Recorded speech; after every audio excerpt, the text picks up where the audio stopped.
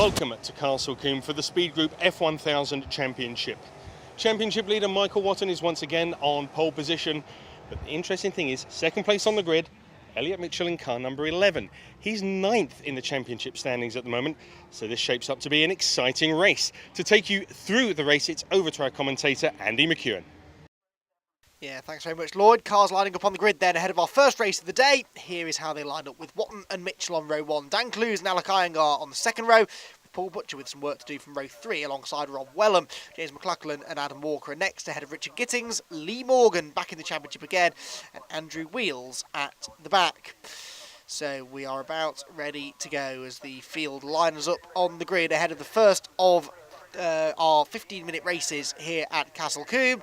Front row of the grid, Watton and Mitchell. Who gets the best start? The lights go out now. Away we go in the Speed Group F1000 Championship. Not a great start from Rob Welham further back.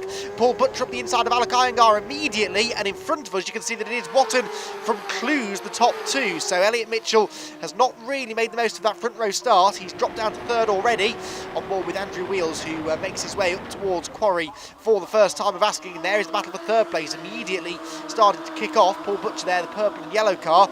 Championship contender, but really could do with making his way up the order after slightly lacklustre qualifying, where he qualified only 5th. Well, he's now still running in 5th as they come through towards the halfway point of the first lap. So work to be done for him, definitely. I think that's Lee Morgan behind him, who's made progress from the back of the grid as they make their way in towards Tower Corner. Looking at the inside is Lee Morgan, but Butcher a bit too far ahead. Rob Welham there going up the inside and gaining a place. That was at the expense of James MacLachlan. To have James MacLachlan back in the championship as well, another former champion. So back out of the final chicane there at Bobby's they go, in towards the final right-hander at Tower. Now this is a very quick lap in these cars, and Camp Corner is a particularly quick corner with the amount of downforce these cars have. They can really go through there right on the ragged edge. Lee Morgan, though, looks quicker than Paul Butcher here. He's looking to the inside to go over the crest of the hill at Avon Rise. They almost made contact there at the fastest point on the circuit, getting up towards their top speed of 150 odd miles an hour as they get towards the top of that hill. Rob Welham's on the grass further back, does well to catch it, but loses a place once more. So that's presumably MacLachlan back ahead of him now. As we follow Elliott Mitchell there through the S's, now through Westway and Hammer Down. And the leaders fairly well spaced out now. It looks as though Dan Clowes is falling back into the clutches slightly of Elliott Mitchell. Lee Morgan there has another little look on the inside of Paul Butcher, but not really close enough to do it there. Through the right hand they go. So these 5 cars starting to get themselves closer together for second place. That's good news for Michael Watton, who is the championship leader, but because of those early season issues that he had, and the fact that of course he didn't win a single race last time out at Rockingham, things have started to close down now between he and Dan Clowes. But Dan Clowes is behind him in this one and really can't afford to lose this second place to Elliott Mitchell. There is the Paul Butcher, Lee Morgan squabble for 5th position, and Lee Morgan again seems to be able to use the toe to get close going over Avon Rise. He wasn't able to get on the inside last time around. What about this time? No, still Butcher in front. In fact, Butcher really late on the brakes there going into Quarry Corner, so he's able to pull the gap back out again. On board with second place man Dan Clowes, second in the championship as well, as he works his way through. Hammer Down now, this flat out right-hander, but you're hanging on to the edge of your seat through there. Such are the speeds already into 5th gear, you can see as they make their way quite steeply downhill here into Tower Corner. It's a possible overtaking opportunity, but you don't use the brakes all that much around here in these F1000 cars, so it's not the easiest place in the world to overtake. And of course, because it does have quite a few high-speed corners, the dirty air issue is particularly relevant here. Quite hard to follow each other that closely around, although Elliott Mitchell's doing a good job of staying underneath the rear wing here of Dan Clowes, applying the pressure and just waiting for the mistake to come, or trying to force the mistake if he can. In fact, he's closer than ever now as they go through turn 1, so he's in the slipstream.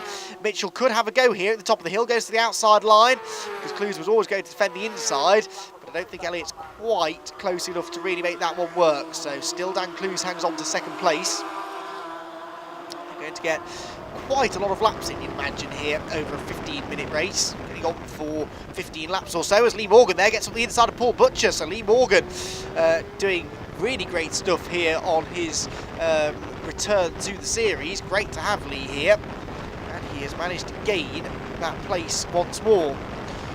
So Lee Morgan, former champion of course in F1000 racing, and and he, on his return to the series, is taking a little bit of time maybe to get himself back into the swing of things, but he's getting there, certainly. Qualified down in 10th, but he's certainly running better than that now in the races, in car number 56, and in fact he's latched right onto the tail now of Alok Iyengar as well. So he's into the top 5. Can he now get into 4th and maybe even chase after a podium? It looks like he's got the speed to do it, but these are short races, so it's not the easiest of things in the world to make this sort of progress. Up towards the top of the hill they go, onto the brakes, and Alok Iyengar now starting to feel the pressure, but it's been a really competitive showing this weekend from Alok as well. We were expecting big things from him at Rockingham, where he has form in the past, and so we went to our previous meeting expecting Alok to do pretty well, but he had a best finish of 6th, so he was a bit disappointed with that. It's good to see him running a bit more competitively here, solidly inside the top 5, but he might be about to slip down towards the back of the top 5 fairly soon, you feel. On board with race leader Michael Watton as he turns through Tower Corner. Inch perfect thus far, but we've been talking all season long about this precarious position that Michael is in championship-wise. He can't really afford another non-finish because he's running out of dropped scores to take. He's had those couple of issues that he had at Snetterton earlier on in the season where he had a non-start in race 3, and that of course will count as one of his drop scores. Side by side here there between Lee Morgan and Alok Iyengar, and Lee was looking to the outside into Camp Corner. That is a very brave move to make, and indeed he decided better of it, cut back into line. He's in the slipstream now. Those go up towards Avon Rise, pulls to the outside line. This is for 4th position now for Lee Morgan, and he should have the momentum to carry him straight through. Alok will try and fight back under braking, but no, Lee has gone through. Oh, mind you, he runs a bit wide. Iyengar almost saw a gap back on the inside, but no, Lee Morgan goes 4th. Now, we saw when he got past Paul Butcher a lap or 2 ago, he immediately pulled the gap and latched onto the cars in front. That might possibly be what he's about to do now to Elliott Mitchell in front of him. And if he can do that, he could get himself onto the podium. So, down towards Tower, there's the fight for 2nd. Dan Clowes and Elliott Mitchell. Lee Morgan now 4th, Alok Iyengar 5th, Paul Butcher 6th. But the field seems to be a lot more closely matched here at Castle Combe than they have been in other rounds this season, possibly because of the slipstream helping to keep them a bit closer together. It does seem to be a circuit that a lot of the drivers are favouring. Even Michael Watton is not a million miles up the road, albeit he has pulled a decent gap now over Clowes in 2nd. And as I suspected might be the case, only 1 lap after taking 4th place from Alok Iyengar, Lee Morgan is now within striking range to attack for this 3rd place and try and take it away from Elliott Mitchell. So they work their way up the hill again towards Quarry. I don't think Lee is close enough this time around, but he'll certainly continue to build this attack now, try and carry some speed through the long right-hander at Quarry. Lock up further back for Paul Butcher, who had issues of his own last time out at Rockingham, shall we say. Only had the 1 podium finish in the first race, and Elliott Mitchell runs a bit wide there into the S's, and so Lee Morgan almost managed to make the move stick. They're side by side, there's a back marker in front of them, and Alok Iyengar takes full advantage. Oh no! Lee Morgan off on the grass, he's going to lose it surely! Oh, what a save that was from Lee Morgan, but that was such a shame because he got a bit caught out there by Elliott Mitchell making a mistake. It forced him offline, and then he just couldn't get back in line because Iyengar and Butcher weren't far back. There was a back marker in the mix as well, which I think was Andrew Wheals, and Lee Morgan unfortunately ended up coming a cropper there and spun across the road. Now he's lucky to have rejoined, but he's got all that work to do again. So Lee Morgan with a dramatic moment there, lucky not to damage the car, and he now has to try and close in on this group of cars again, but we're into the second half of the race now, so his chances of being able to do that are perhaps not looking great. Up the hill they go towards Quarry again. Paul Butcher attacking Alok Iyengar for what is now 4th position, of course, with the issues for Lee Morgan in front of them, now behind them. But that's gained them 1 position. It's taken some of the pressure off Elliott Mitchell for the time being as well. It looked as though he might have been on the brink of losing his podium position. Now things have changed slightly, with Lee Morgan slipping down the order, but Alok Iyengar's not given up hopes of getting himself onto the podium. Alok has had a podium this year, casting our minds back to Snetterton, where in the 3rd race he managed to take a 3rd place finish, but he hasn't had one since. So Alok now see a genuine chance. Look at that, oops, and that helps as well because Paul Butcher's had a moment, runs out onto the grass at Bobby's, and that will lose him time initially because of the mistake, and also get dirt all over his tyres. So for the next half a lap or so, those hot sticky tyres are not going to be shedding that dirt particularly easily. You can see he had to take it really gently through camp, and that could just allow Lee Morgan to close in. There's Rob Welham behind as well. Rob is who was the driver of the weekend at Rockingham last time out, and then behind him James MacLachlan, who drives on the grass going over Avon Rise. That was not the ideal racing line, but James just trying to get himself back into this here. Runs wide again, because again he had dirt on his tyres from the first grassy moment, and then it just sort of snowballs and you end up making more mistakes, getting more dirt on your tyres, losing more grip. And so you'll have to just take it easy for a lap or so, get those tyres cleaned back off, and then start to build the attack once more. Try and find a way past the youngster, Rob Welham, who drove really well, got a 4th place finish in the 3rd race last time out, which was his best finish of the weekend. Had a DNF in the middle race at Rockingham, but a 6th place in the 1st race, which was his first ever race in F1000. Did a really, really nice job. And then leader back across the start-finish line, Michael Watton. Doesn't look like he's going to be headed in this one for the time being. Dan Clowes in 2nd place. Elliott Mitchell just dropping back a bit more now in 3rd place, but Michael Watton hasn't won a race since Cadwell Park, where in fairness he was able to win both of those races fairly comfortably.